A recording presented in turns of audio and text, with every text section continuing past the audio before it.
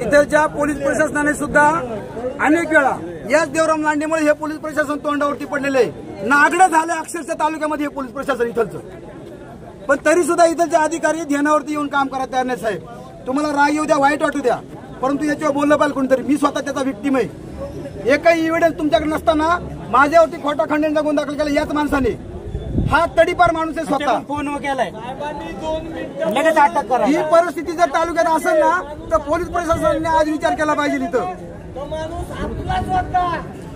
प्रत्येक वेळेस तुम्ही वरद असं देता अशा लोकांना।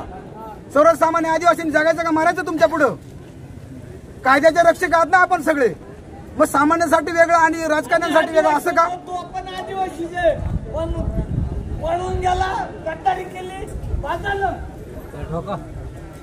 एखादा सामान्य माणूस असताना त्याच्या अशी 4 चौकात तुम्ही बेड्या काढून झिंड काढले का तुम्ही त्याला आज परस्पर तिकडे नेला? कळू दे ना त्याची लायकी समाजाला, किती नालायक आहे तो ते। का तुम्ही त्याला परस्पर तिकडे नेलं? ह्याय पे का तुमचा कोणी तो? पोलिसांची चुकी आहे, मी सांगतो।